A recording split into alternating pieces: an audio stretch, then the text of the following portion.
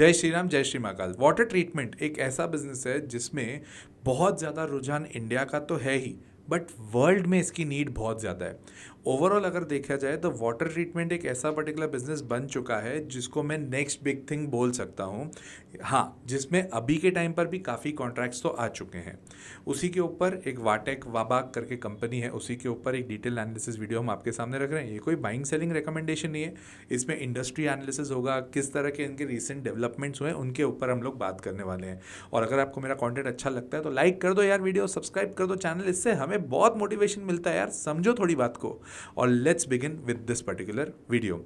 सबसे पहली चीज़, ये कंपनी करती क्या है? वाटर ट्रीटमेंट की कंप्लीट सोल्यूशन देती है। कंप्लीट सोल्यूशन का मतलब ये है, अगर किसी को वाटर ट्रीटमेंट का प्लांट बनाना है तो भी ये बना देगी, अगर सपोज किसी को वाटर ट्रीटमेंट करवाना है तो भी वो करा देगी। यूजुअली ये आपके घर घर में नहीं करते हैं काम, ये बेसिकली काम करते हैं कहाँ पर? म्युनिसिपल कॉरपोरेशंस के साथ मिलके या फिर बड़ी कंपनीज में, जहाँ पर बहुत ज़्यादा पानी इन सब की रिक्वायरमेंट होती है। अगर मैं इनके की क्लाइंट्स की अगर बात करूँ ना, तो इनके क्लाइंट्स में कौन कौन आता है पता है? सबसे पहले आते हैं रिलायंस भाई, मोटा भाई आते हैं, इनके मोटा भाई काफ़ी बड़े क्लाइंट हैं। इसके अलावा एनएमडीसी भी इनका क्लाइंट है, और आईओसीएल, इंडियन ऑयल। काफ़ी फैला हुआ बिजनेस है, अच्छा खासा बिजनेस है। मेजरली ये नॉर्थ में अच्छा खासा काम करते हैं, जहाँ पर यूपी की काफ़ी म्युनिसिपल अथॉरिटीज़ इनके साथ काम कर रही हैं। और ये कंपनी सिर्फ इंडिया में काम नहीं कर रही है, इंडिया के बाहर भी कर रही है। इनफैक्ट 53% इनका जो रेवेन्यू है वो इंडिया से आता है, 47% बाहर से आता है। मैंने स्टार्टिंग में इसलिए बहुत क्लियरली बोला कि ये वाला ऐसा बिजनेस है जिसकी डिमांड इंडिया में तो है ही, बाहर भी है। सबसे मस्त चीज़ इसकी ये है कि ये वर्ल्ड की टॉप थर्ड कंपनी में आती है, थर्ड लार्जेस्ट कंपनी है इस पर्टिकुलर सेगमेंट की। अब आप सोचो ये कंपनी क्या कर रही है। इतनी ज़्यादा फेमस नहीं है सोशल मीडिया पे, इतनी ज़्यादा लोगों के बीच में फेमस नहीं है ये कंपनी। तो क्या इसको इस तरह से बोल सकते हैं कि ये आगे जाके मल्टी बैगर हो सकती है? देखिए, अगर कंपनी परफॉर्म करेगी तो ऑटोमेटिकली जाएगी ही जाएगी, इसमें कोई डाउट नहीं है। अब परफॉर्मेंस करने के लिए क्या चाहिए इनको? ऑर्डर्स। तो इनकी अगर मैं ऑर्डर बुक बोलूँ तो as of now it stands 11,400 crore. March 2024 के रिजल्ट्स अभी तक आए नहीं हैं इस कंपनी के, अगर वो आएंगे तो उसको अपन डेफिनेटली अपडेट ज़रूर करेंगे। सबसे बढ़िया बात यह है, अब क्योंकि इतना बिजनेस बढ़ा दिया इन्होंने, 11,400 करोड़ का जो इनके पास ऑर्डर बुक है, 67% इंडिया से है। अभी अपन बात कर रहे थे 53% का अभी तक रेवेन्यू इनका कहाँ से होता है? इंडिया से। और अब ये जो नए ऑर्डर हैं वो 67% इंडिया से हैं। दैट मीन्स इंडिया में ये लोग काम अपना फैला रहे हैं, बढ़ा रहे हैं, जो कि बढ़ना बनता भी था। रिसेंटली इन्होंने कोलैबोरेशंस किए हैं नॉर फंड्स के साथ में, नॉर्वे का गवर्नमेंट के फंड्स हैं, और 2 इंटरनेशनल इन्वेस्टमेंट्स भी किए हैं बड़े अच्छे खासे। इनको 360 करोड़ का तो ऑर्डर सिर्फ गेल और आईओसीएल ने दिया हुआ है। मेरे को एक बहुत बढ़िया चीज़ लगती है, जब कोई बड़ा इन्वेस्टर इसमें इन्वॉल्व होता है ना किसी कंपनी में, तो ऑटोमेटिकली थोड़ा कॉन्फिडेंस और बढ़ जाता है। राकेश झुनझुनवाला जो इंडिया के वॉरेन बुफे कहलाते हैं, one of the finest investors of India, उनकी वाइफ ने इस कंपनी में इन्वेस्ट किया है। ऑब्वियसली राकेश झुनझुनवाला साहब तो अभी है नहीं, बट उनकी वाइफ ने इसमें इन्वेस्ट किया है।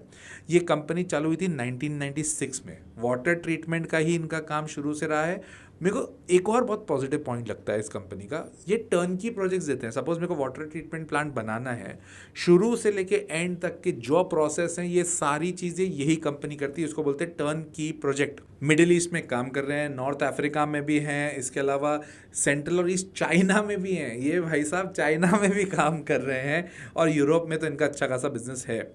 जब ये टर्नकी की मैं बात कर रहा था, तो टर्नकी का मतलब हो गया डिज़ाइन भी करते हैं, सप्लाई भी करते हैं, इंस्टॉल भी कराते हैं, कंस्ट्रक्ट भी करा देते हैं और ऑपरेट भी करवा देते हैं।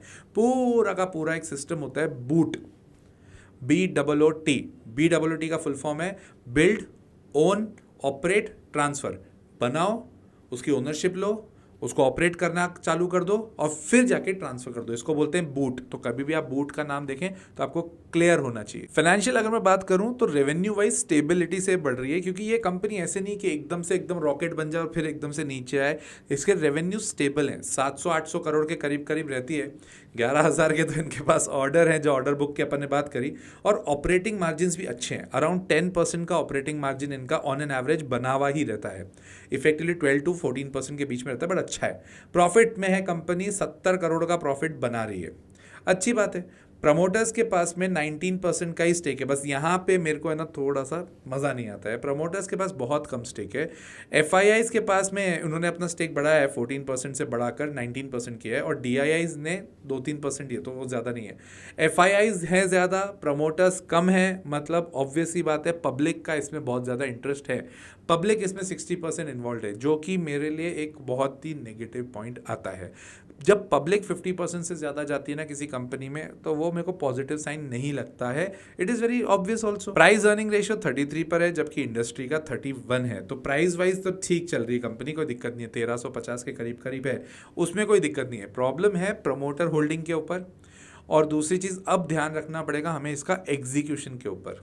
और अभी जिस हिसाब से वॉर की सिचुएशन चल रही है all over world, China US लड़ रहे हैं, इंडिया पाकिस्तान का भी चल रहा है, तो ऐसे इस तरह के जब माहौल होते हैं ना, तो थोड़ा सा कॉन्फिडेंस गिरता है, इसमें कोई डाउट नहीं है। टेक्निकली अगर मैं बात करूँ तो 1124 इसका एक बहुत स्ट्रॉन्ग सपोर्ट है, अगर वो टूटता है तो गड़बड़ होगा। और इसको ऊपर जाने के लिए जब तक ये 1540 क्रॉस नहीं करेगा तब तक उसी रेंज में है, मतलब ये अब रेंज बनी हुई है, उसमें अपन कुछ नहीं कर सकते।